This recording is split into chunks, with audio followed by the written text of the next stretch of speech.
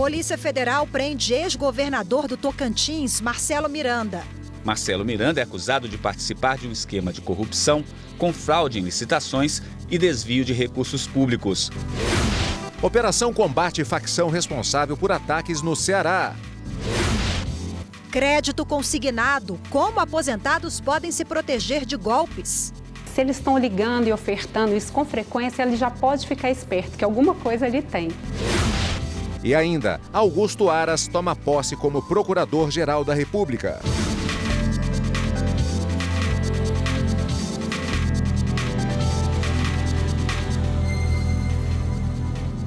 Olá, boa tarde. Boa tarde. A Polícia Federal prendeu hoje o ex-governador do Tocantins, Marcelo Miranda. Ele é investigado por corrupção, fraudes em licitações e lavagem de dinheiro. Marcelo Miranda foi preso nesta manhã em Brasília, no apartamento funcional da mulher dele, a deputada Dulce Miranda. Ela não é investigada. O ex-governador já foi transferido para Tocantins. Ele teve prisão preventiva decretada, ou seja, sem data para sair. Marcelo Miranda é acusado de participar de um esquema de corrupção, com fraude em licitações e desvio de recursos públicos. Segundo a Polícia Federal, o prejuízo é de 300 milhões de reais. A polícia também investiga o pai e o irmão do ex-governador. Esta é a segunda ação da Polícia Federal nesta semana para investigar Marcelo Miranda.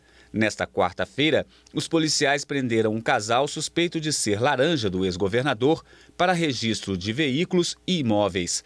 A defesa de Marcelo Miranda afirmou que não vê motivos para a prisão, mas só vai se posicionar após ter acesso à decisão. A Polícia Federal prendeu hoje um homem suspeito de ser um dos chefes da facção criminosa responsável pelos ataques às torres de transmissão de energia elétrica na Grande Fortaleza, em abril deste ano. O grupo também teria mandado incendiar veículos e estabelecimentos comerciais na capital, inclusive nessa semana. Ao todo, foram cumpridos 15 mandados de prisão preventiva e 14 mandados de busca e apreensão no Ceará e em Pernambuco. A ação contou com a participação do GAECO, que é o Grupo de Combate às Organizações Criminosas, e do Departamento Penitenciário Nacional. Segundo as investigações, os ataques foram comandados por lideranças que já estão presas e as ordens eram executadas do lado de fora da prisão por outros integrantes. Augusto Aras tomou posse hoje como Procurador-Geral da República. A cerimônia foi realizada no Palácio do Planalto.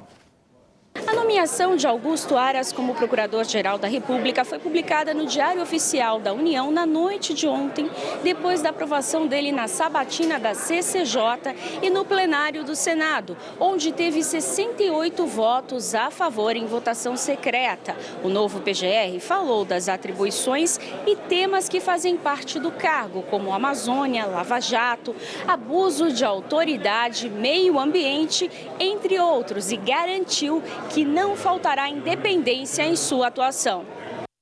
O vice-presidente do Tribunal Superior do Trabalho, o ministro Renato de Lacerda Paiva, apresentou proposta de acordo coletivo entre a Eletrobras, a Federação Nacional dos Trabalhadores em Indústrias Urbanas e empresas e entidades sindicais do setor elétrico. A proposição feita pelo vice-presidente do TST, ministro Renato de Lacerda Paiva, envolve reajuste salarial e cláusulas sociais. O reajuste proposto para os salários e os benefícios corresponde a 70% do Índice Nacional de Preços ao Consumidor, INPC, acumulado entre maio de 2018 e abril de 2019, e com pagamento retroativo. Em relação às cláusulas sociais, a proposta é manter a maioria delas, com algumas mudanças pontuais. O ministro sugere a manutenção da cláusula 7ª sobre o mecanismo de restrição à dispensa imotivada até 31 de dezembro deste ano. Após esse período, a cláusula será modificada para prever estabilidade para 12.500 empregados até 30 de abril de 2020 e de 1º de maio de 2020 a 30 de abril de 2021 para 12.088 empregados. O vice-presidente do TST também sugeriu que seja instituído o Plano de Desligamento Voluntário, PDV, em condições semelhantes às previstas no PDV anterior. Durante a vigência da cláusula 7ª, as empresas devem se comprometer a não demitir empregados sem justa causa, sem ofertar a adesão ao PDV. Na proposta também consta o compromisso de que os empregados não elegíveis ao PDV sejam considerados estáveis durante a vigência. As entidades sindicais têm até o dia 4 de outubro para comunicar a aprovação da proposta feita pelo vice-presidente do TST, ministro Renato de Lacerda Paiva. E o prazo para as empresas se manifestarem vai até o dia 7 de outubro. O plenário do Supremo Tribunal Federal deve analisar hoje 9 recursos sobre a decisão do STF que negou a incorporação de gratificação a servidores públicos da União. Pois é, Rafaela, o resultado do julgamento pode impactar mais de 800 processos que estão suspensos aguardando posição do STF. O relator dos processos é o ministro Gilmar Mendes. Por decisão da maioria dos ministros do Supremo, servidores públicos federais não conseguiram incorporar a remuneração 1/5 do valor da gratificação recebida a cada ano de exercício em função comissionada. O ministro Gilmar Mendes negou por entender que esse direito já estava extinto desde 1997, com a lei que altera uma outra, a 8.112, que trata do regime jurídico dos servidores públicos federais. Foi essa posição que prevaleceu no julgamento. Na sessão de hoje, o plenário deve analisar se será necessário esclarecer alguns pontos da decisão. Uma das omissões apontadas nos recursos é que não teria ficado claro se a decisão alcança servidores públicos que já tinham incorporado a gratificação ao salário há 5 anos. Vamos falar um pouquinho de números, Rafaela. O gabinete do ministro Alexandre de Moraes, do Supremo Tribunal Federal, registrou nesta quarta-feira 987 processos em andamento. A última vez que um gabinete teve acervo inferior a 1.000 processos foi em 1993, ou seja, há 26 anos. Pois é, desde a posse do ministro Alexandre de Moraes, em 22 de março de 2017, foram distribuídos ao gabinete cerca de 14.400 novos processos. E no próximo bloco, como aposentados podem se proteger do assédio das ofertas de crédito consignado e também de golpes. As instituições financeiras, elas trabalham com essa oferta considerando que eles são mais vulneráveis que o consumidor comum.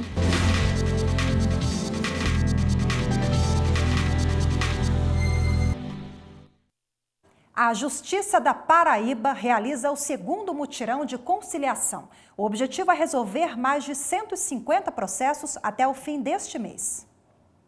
O segundo mutirão Concilie com a Justiça, custas quitadas, processo baixado, tem como meta atingir 70% de acordos nos 206 processos que estão agendados até o final do mês de setembro. As ações pautadas são relativas à quitação de custas processuais, o que poderá permitir a baixa definitiva do acervo. A iniciativa é do juízo da 2ª Vara de Executivos Fiscais da capital, com o apoio do Sejusc Fazendário, do NUPEMEC e da presidência do TJPB. Então, um processo que tem essa característica humanística, ou seja, humanizar o papel da justiça, chamando, convidando as pessoas para virem quitar suas dívidas e negociando. Pelo Código de Processo Civil pode ser parcelado o valor das custas. Então, vamos conversar, vamos ver as possibilidades de cada um e assim tentar alcançar esse bom êxito para que os processos sejam baixados em definitivo e resgatados da cidadania ou a cidadania também das empresas para que possam atuar livremente.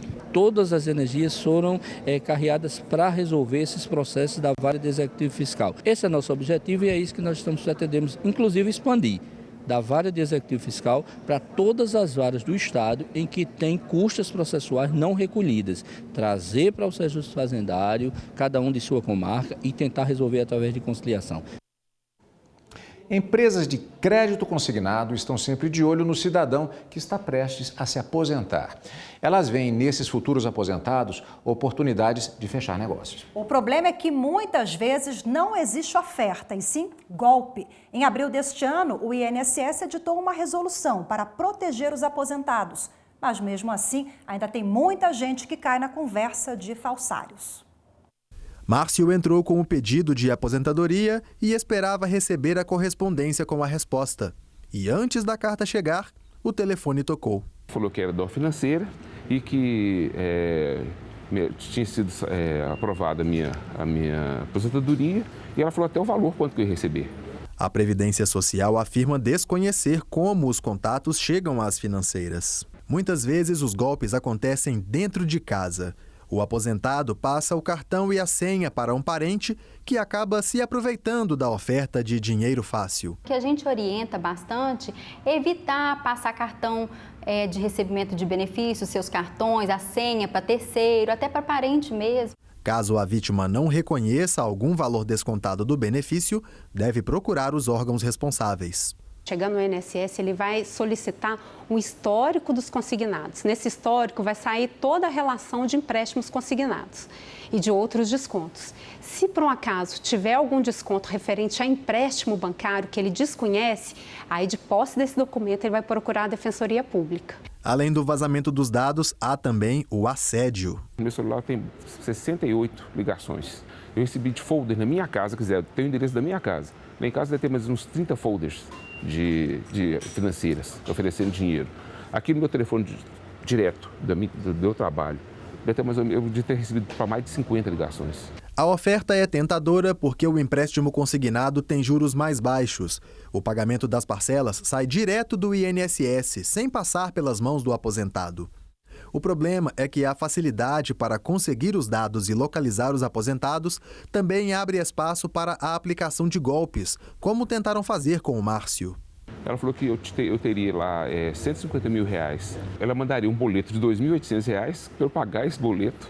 E aí estaria disponível R$150 mil a 1,9 de juros ao mês. O Observatório de Segurança Pública Cidadã de Minas Gerais apurou que os casos de apropriação de rendimentos de idosos diminuíram.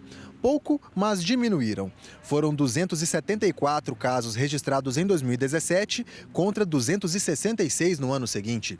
Os casos de estelionato também apresentaram queda. Foram 7.108 episódios registrados em 2017 e 40 casos a menos em 2018.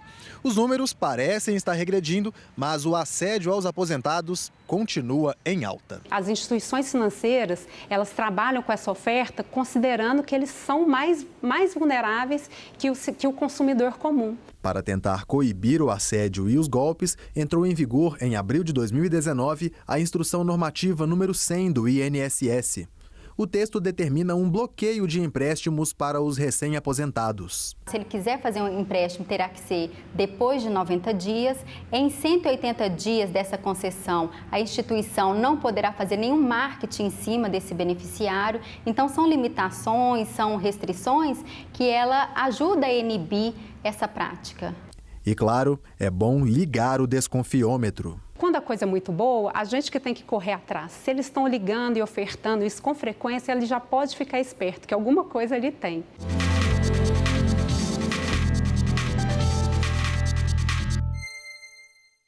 E para falar mais sobre o assunto, quem está conosco hoje é a advogada Thaís Riedel. Boa tarde, seja bem-vinda mais uma vez. Boa tarde. Bom, nós vimos na reportagem que a Instrução Normativa número 100 do INSS foi um instrumento importantíssimo para coibir golpes, mas sem dúvida o aposentado precisa ficar atento a alguns sinais, né? Ligações antes mesmo dele receber a comunicação do INSS, é um alerta, né? Isso acontece, né? Muitas vezes.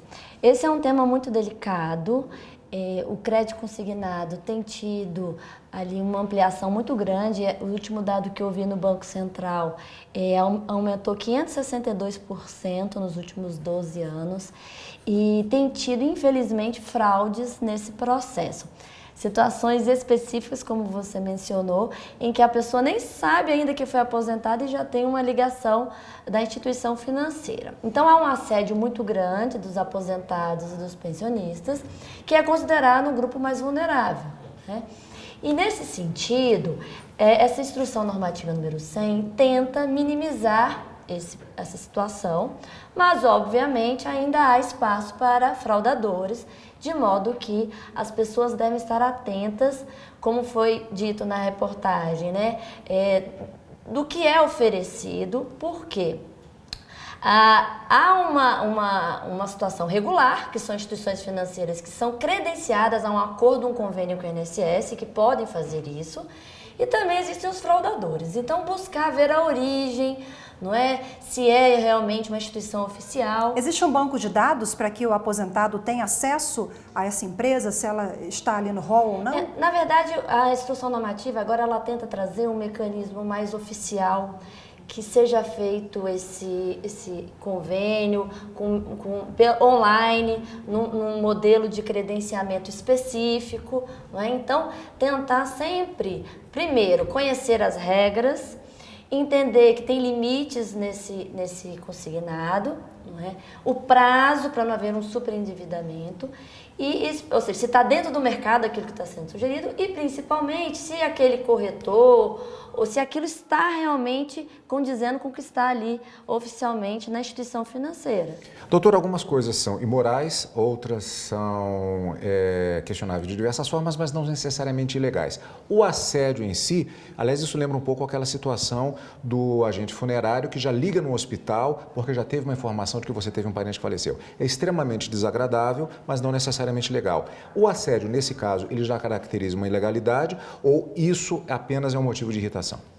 Não há uma ilegalidade. Agora há, no sentido de que a instrução normativa traz um prazo. Então, há uma vedação para que essas instituições assediem esses aposentados e pensionistas por 180 dias, que seriam 6 meses, e também o benefício fica bloqueado por 90 dias. Então, o beneficiário é que tem que ir desbloquear isso, mas fica aquela situação, depois de 6 meses podem vir aí, então acaba postergando um pouco esse assédio, mas efetivamente precisam de outras medidas e aí uma parceria nas várias instituições, tanto Defensoria Pública quanto as instituições de controle do governo, para evitar fraudes.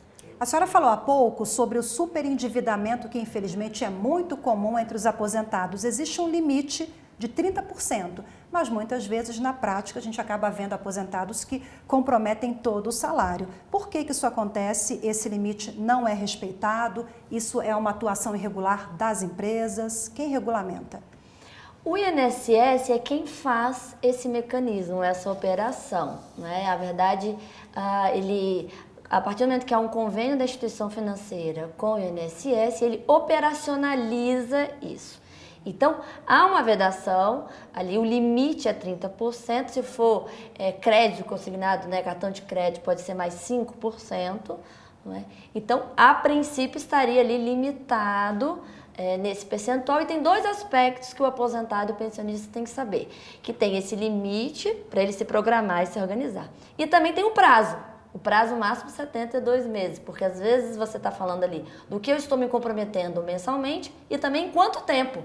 Porque você vai ficar preso naquela dívida ali muito tempo. Então, tendo várias instituições, às vezes a pessoa pode acabar fazendo com mais de 1, 2, 3 e esse limite aí passar e ter problemas depois. Ok, doutora Thaís, mais uma vez obrigada pela participação. Boa tarde. Obrigado, boa tarde. Eu que agradeço. O mercado de roupas e acessórios usados movimentou quase 25 bilhões de reais no mundo em todo o ano passado. Dos itens mais caros aos mais baratos, a moda agora é desapegar. Mas tem gente aproveitando tendências assim para praticar golpes. Vender itens falsificados como se fossem originais a preços mais convidativos. E é preciso ficar de olho. R$ 6.900. Achou caro? Pois é, só que para tirar esta mesma bolsa novinha da loja, você iria desembolsar quase o dobro. O mercado de brechó de luxo é tendência no Brasil. Desapegar de um item para só depois comprar outro. E aí, quem quer ostentar uma marca famosa pode pagar mais barato. Neste, em Brasília, a preocupação com a autenticidade é grande. É olhar o número de série, o acabamento da peça, o ano que ela foi feita, assim, um detalhe, assim, tudo com muito cuidadozinho. E o que a gente tem dúvida, a gente leva até a loja também. Porque você está comprando um item de luxo, você está comprando um sonho. Então, imagine, você está juntando o seu dinheiro, eu quero o meu sonho, essa bolsa e comprar uma peça, uma réplica. Na busca por um acessório de luxo, uma jovem encontrou na internet uma página que faz a intermediação entre quem quer vender e quem quer comprar. Ela pagou R$8.000 em uma bolsa e 3 anos depois descobriu que era falsa. O caso foi parar na justiça. O site vai ter que devolver o valor da bolsa corrigido para a cliente. A condenação foi do Tribunal de Justiça do Distrito Federal. O juiz do caso entendeu que, apesar de ter apenas intermediado a compra, a plataforma tem sim responsabilidade pelos golpes aplicados nos consumidores. O site ele responde, porque além de disponibilizar, ele tem um critério de fiscalização na sua plataforma digital. Então o Código do Consumidor é claro em relação a isso. E a seguir, você acompanha o 4º dia de julgamento da arquiteta Adriana Vilela, acusada de mandar matar os próprios pais. A previsão é de que durante toda a quinta-feira sejam interrogadas as testemunhas de defesa.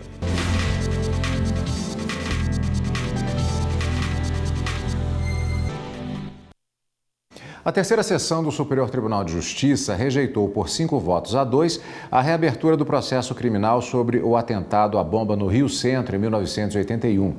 O pedido de reabertura foi feito pelo Ministério Público Federal e, segundo o MPF, a ação teria sido planejada por militares e buscava a criação de um clima de instabilidade na sociedade brasileira para justificar a ditadura e dificultar o processo de abertura política do país. No 4º dia de julgamento de Adriana Vilela, o Tribunal do Júri ouve as testemunhas indicadas pela defesa da arquiteta, que é acusada de ter mandado matar os pais e a empregada da família há 10 anos em Brasília.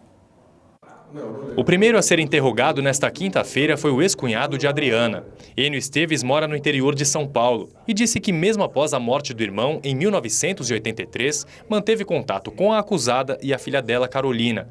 Ele contou como Adriana reagiu diante das investigações e quando começou a ser apontada como mandante dos assassinatos dos pais e da empregada da família.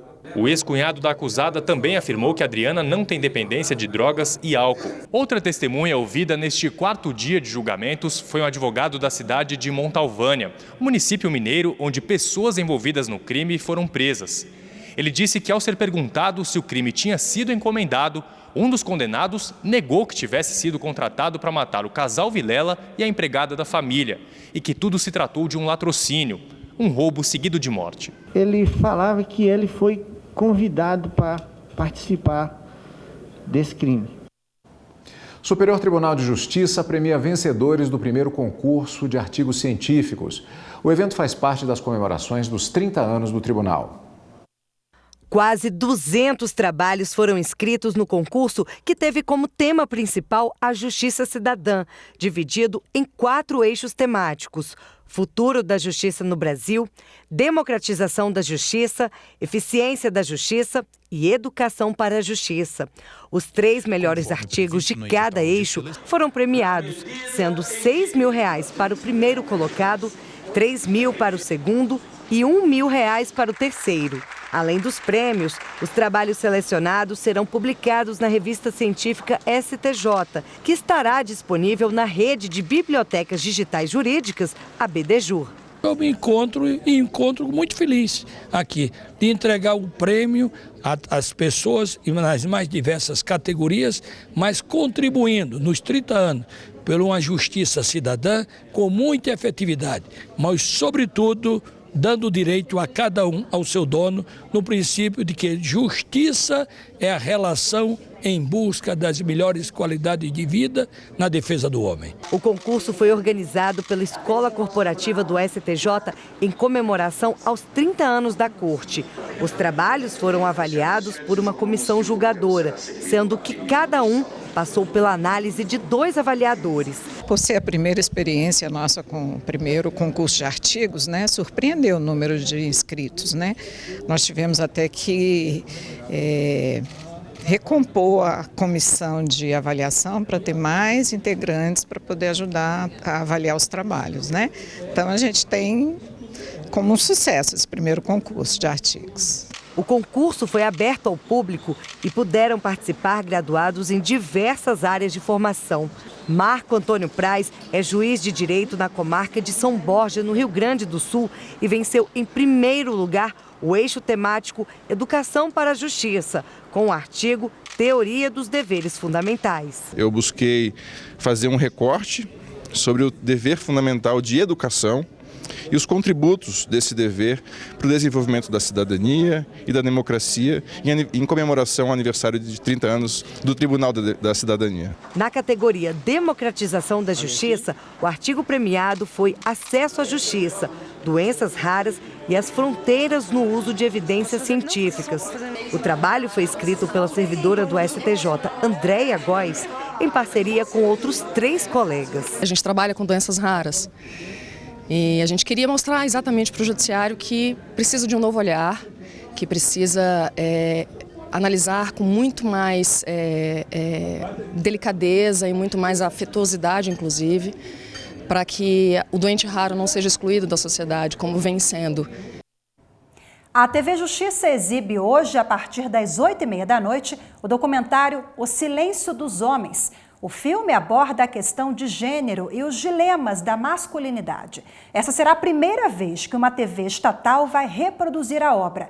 Na produção do documentário, foram ouvidas mais de 40 mil pessoas que relataram situações que envolvem a criação e a postura cobrada dos homens perante a sociedade. O estudo, realizado em parceria com o Consórcio de Informações Sociais da Universidade de São Paulo, revelou que o silêncio e a falta de expressão emocional desencadeiam vários problemas comportamentais que afetam toda a população. Após a exibição, será realizado um debate especial ao vivo. Os convidados são a psicóloga Valesca Loyola, o juiz Benhur Visa, o advogado Virgílio Andrade e o ator Adriano Siri, da Companhia dos Melhores do Mundo. E você aí de casa pode participar. Basta enviar mensagens para os convidados que estarão no estúdio da emissora pelo chat da TV Justiça no YouTube.